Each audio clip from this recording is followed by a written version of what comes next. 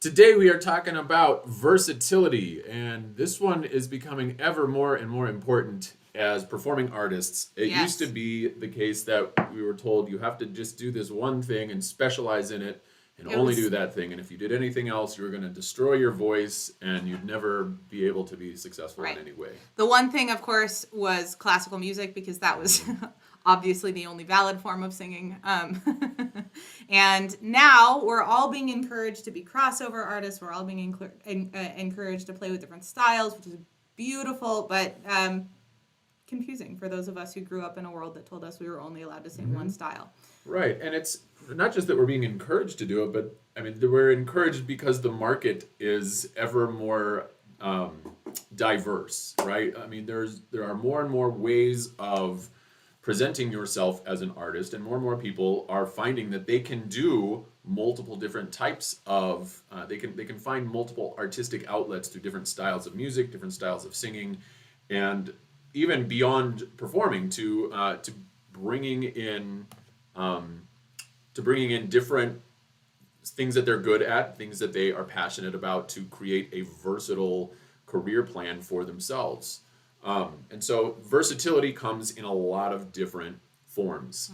We can be versatile in a number of different ways. So this is a lot of good stuff that we're going to cover today. Hopefully, some things that'll spark some new ideas for you, open your mind to some new possibilities. So let's start off with versatility in singing, because we are singers here. And so, what does versatility in singing mean to you? How can you be a versatile vocal artist? Go ahead and put in the chat whatever you think that means to you. How do you currently experience versatility in your own singing, and how would you like to expand your versatility as a singer? Yeah.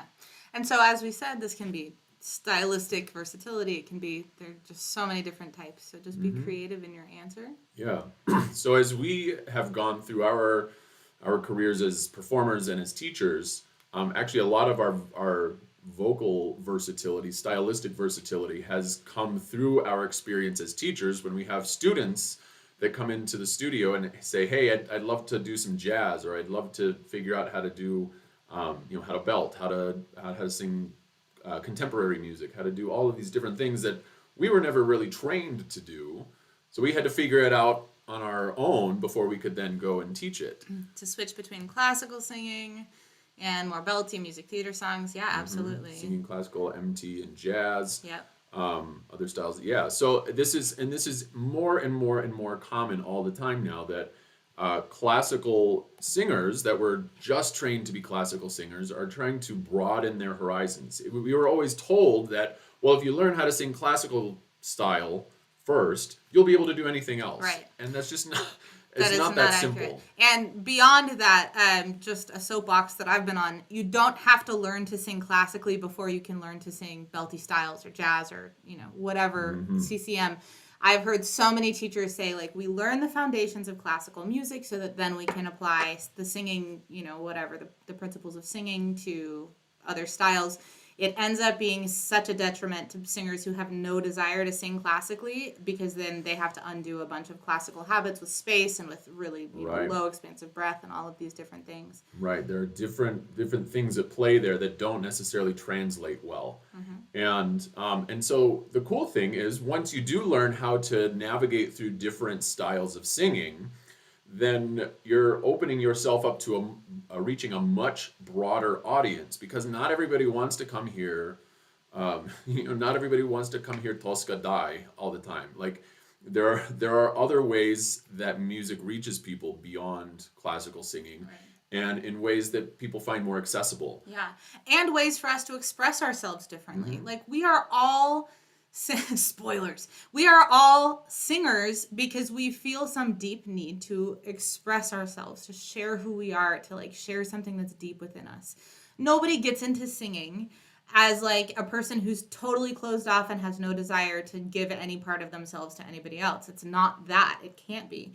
And so, like, understanding that piece of it, that like, you are able not just to access different audiences, but to access different colors of your own self-expression is huge and a beautiful opportunity for us. Yeah, just like, a lot of times people talk about speaking different languages. They feel different when they speak different languages, right? You have different flavors, like even words that are directly translatable from language to language have a different flavor to them. They have a different feeling when you say it in that other language.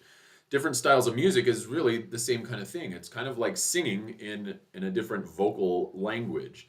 And so you can express things differently through jazz than you can through classical music. You can express things differently through power belting and through crooning and through folk music, singer-songwriter music than you can through any other style. It's just a different form of expressing your internal state of emotions and sharing that with other people. And so that's been a really fun exploration. And it's an exploration of like, what is my voice capable of, and how am I able to let my voice be the conduit for this, emotional expression. And it's a really cool exercise in just becoming a more fulfilled, or I guess a more filled out version of yourself as an artist. Absolutely. And that opens up new types of performance outlets for you. There's, different styles of music have different ways of reaching people, of different styles of creating performances, or just different modes of performing for people. Yeah. And so that just opens the door to create new different opportunities for yourself, through digital media, through recordings, through small concerts, medium-sized concerts, big concerts. Right. There's a lot of different ways that you can go about things that are not just going to sing a show. Right, because while opera lends itself well to having a huge hall and an orchestra, big piano with a full stick, whatever the pieces are, the components are to that. Jazz does really beautifully in a restaurant. Jazz does really beautifully at some little bar somewhere. And singing folk music or bluegrass does really great in little parks, and to bring people in, and it all has a different flavor to it. It all has a different sort of cultural appeal. And so as you expand your ability to sing different styles, you're expanding your ability to reach different audiences, not only by virtue of the music, but by virtue of the venues that you're using to share the music. Absolutely. So Elise says, how would I break into other styles? Well, they're not locked. There's not a door that's locked to you. So you don't have to get a crowbar and break into it. And it's fully legal, so you don't have to break in. There's no, Yeah.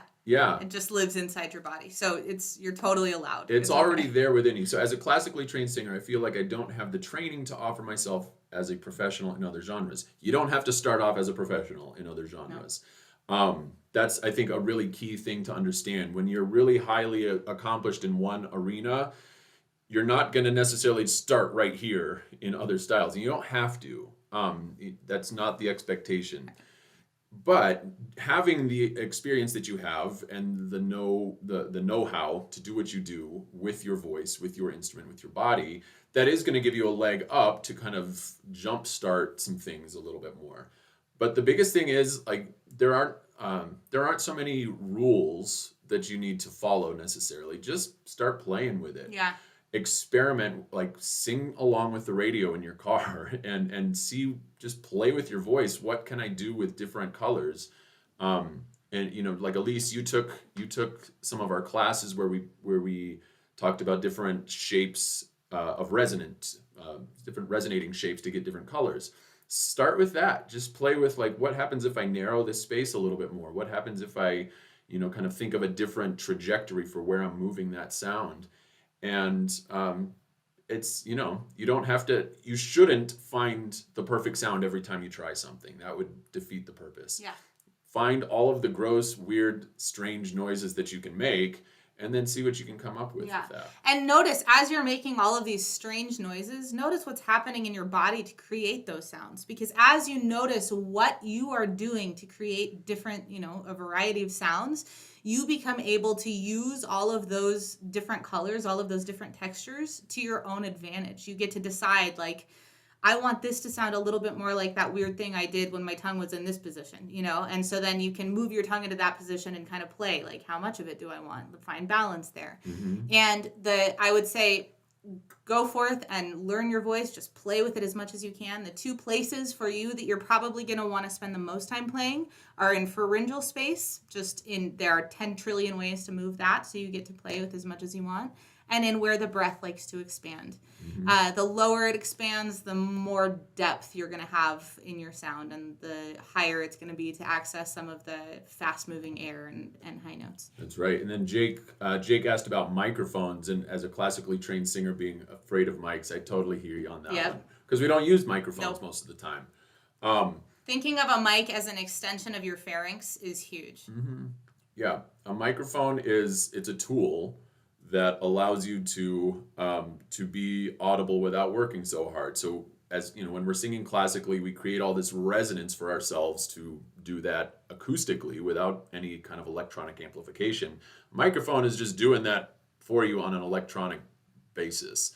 So you don't have to resonate so much necessarily. Now, a lot of times classical music is amplified if it's in a very large space, or you've got a giant orchestra on the stage behind you. A lot of times they do use microphones. A lot of times they have different sorts of microphones for classical singers that give you a little bit more space. But if you're singing in different non-classical styles on a mic, you put the mic up to your mouth and let it rock. It does take a little bit of getting used to because it's a different kind of auditory feedback than you're used to doing acoustically. But not being hesitant with it, just letting it rock and roll is really what it comes down to, singing with a mic. And there are a lot of different kinds of microphones, and figuring out how they work, if it's a handheld mic or a headset mic or a lapel mic, or there's all kinds of different things. But essentially, you want to let the sound technician deal with the sound, and you just sing. Right. You just do your thing. Right. Yeah. But then versatility expands beyond just what kinds of music you can sing and what you can do with your voice. It also goes into, as we mentioned, being able to help others do the same thing. So being versatile as a teacher. As far as versatility in being a teacher, you can be a teacher in a lot of different ways. It doesn't necessarily have to just be like you're teaching one-on-one lessons to people. A lot of people don't want to do that, or they are intimidated by that, or they just have no desire to be that at all. But they do want to share what they know, and they want to help people to grow. They want to help people to be better versions of themselves. And there are a lot of different ways that you can do that. Yes. Oh my gosh, so many. So, I mean, we've talked about the idea of workshops, hosting a workshop where you bring in people who are your ideal client and you choose a topic. It can be auditioning. It can be how to sing a certain style. It can be singing and dancing. It could be, diction in a certain language. You could come up with any topic you want to. Song interpretation. Stage fright. Yeah, stage fright. Absolutely. How to sing. We have one on how to sing high notes that we give. Just things that will appeal to your target audience. You find something that will appeal. You build some workshop out of it. It can be an hour or two. Advertise for it. People come to the workshop. That is a fantastic way to go. Or having group singing classes on a weekend. So it's not just one-on-one, and you're working, foundations and helping them find their voices and ask questions about sensations and things that they're experiencing. Yeah, we did a full semester long singing class on, I think it was Tuesday evenings or something. And it was great. I mean, people had regular people come to it every single week. And so then the way that when you do things like that, when it's instead of one-to-one lessons, all of a sudden you're doing one-to-many, there is no more time for dollars paradigm at that point. You can spend 1 hour and make $30, or you can spend 1 hour and make $1,000.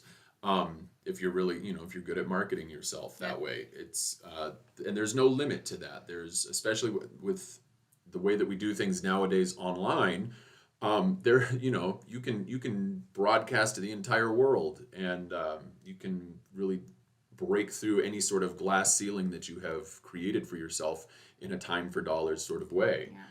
So workshops, classes, master classes are great. Yep. And master classes also, I think we talked about this last time, they do not have to be like a singer sings something and you work their technique. It can be a song interpretation one. It can be a movement one. It can be a character. Like, there are so many different things that Yeah, we can you do don't with have to master be a classes. pedagogue to do Right. those. Absolutely. Virtual courses. You know, Oh, I if love you this have one. something that you really know how to do well, and you can help other people to do well, create a video course, and then you put in that time investment up front to do something, to create this product. But then once you put it out there, people can just access it whenever, and so you have recurrent evergreen income that you don't have to even do anything with at that point. Absolutely. You make If money while you sleep, and Yeah. that's, you know. Absolutely. Katya, if you ever came up with like a Russian diction for singers and you had some like fresh approach to how to sing Russian and you created a course, I would be your first client, and I bet you would have thousands, because this is the kind of stuff that's so practical that singers are just not getting. There's no act. Some schools have a diction class that has some Russian in it, but most of the teachers learned, Russian diction from a different book, and they're just regurgitating, and they don't have any fresh way of understanding it or perceiving it or experiencing it. If you can come up with some new method of, I feel called out. there you go. The semi-vowels get people always. Yeah. I still can't do it. Totally. He tries to teach me, and I'm like, I'm sorry. I can do it in Greek. It doesn't help me in any way. There's very little opera in Greek. And that's the cool thing, too. You can do this for whether it's a vocal-based skill or a language-based skill or anything that you do well. You can create a course for something, and there are so many platforms for people to create their own courses, put them online, and just start bringing in money for it. And we all have these things. We all have things that we have conceived of in some new way. Our teacher told us something, and we were like, when I feel it like this, that makes this happen. You can build an entire. Mine was, we were in our doctorates, and my teacher told me just to feel like there was a sense of openness in my solar plexus as I was singing all the time. And as soon as I played with that, every single breath concept that any teacher in the history of the world had ever tried to teach me was like, that's what they mean. That's what they mean. Oh, I feel that now. And everything made sense because I had this one concept, this contextualized concept that I could now experience and communicate in some way. We all have those things, and those things will help somebody out there. So you can dig into those things, build a course out of it, and put it out there, and then that's evergreen income for you. Yeah, or writing a book, and it doesn't have to be a big, huge novel. It can be a short little ebook that you can sell for $5 or $10, and then it all comes down to how do you market those things, and so that's what we help people to do is figure out how you can get yourself out there, present your products in a way that that are profitable for you and that are helpful for other people. And it's not just like busy work for you either. This is all stuff that you can really become passionate about the things that you love doing and help other people to do those things. Absolutely. And then skill sets, versatility of skill sets. We all know, there's performing and singing and all of those. There's teaching, there's administrative stuff. So many of us are good at administrative stuff, and we don't think about that in connection to, the performing that we're doing or odd jobs that we could create out of the culmination of these two things. Absolutely. Having an administrative position with an arts organization or even a non-arts organization is gonna, you can, first of all, you can get a really cush job if you're doing that kind of thing, but you can use that in your own creations too. You can use those skills to do things on your own without needing the permission of an employer to do what you want to do.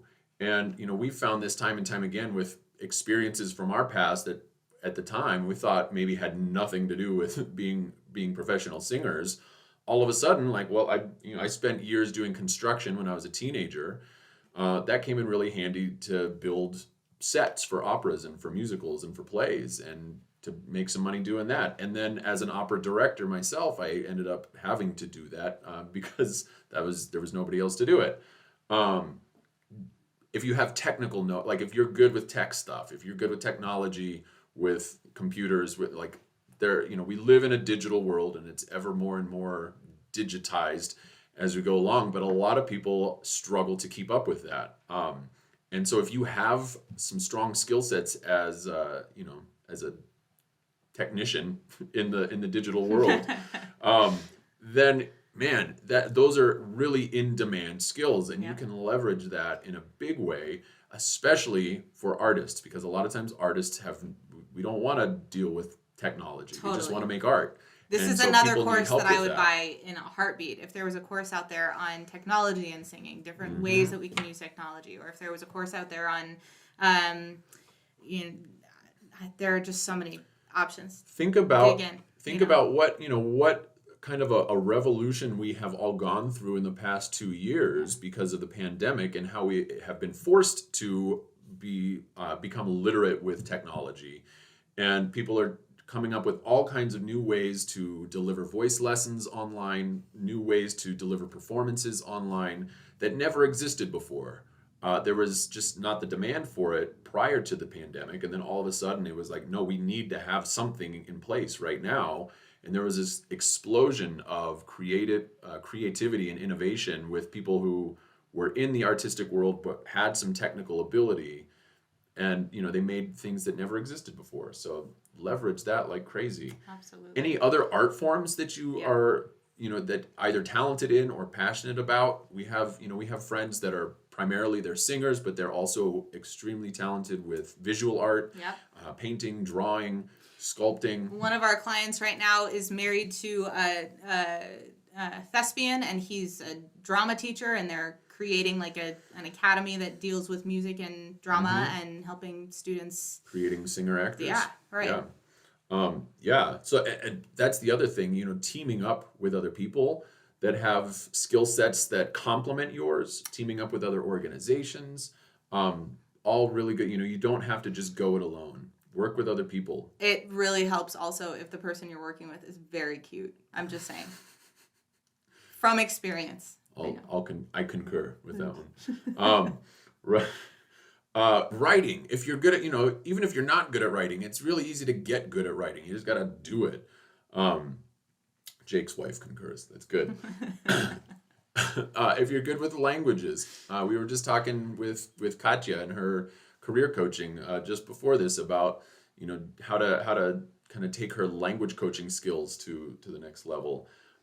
Really, the sky's the limit here. Whatever skills you already have, and whatever passions you already have, you can create your own.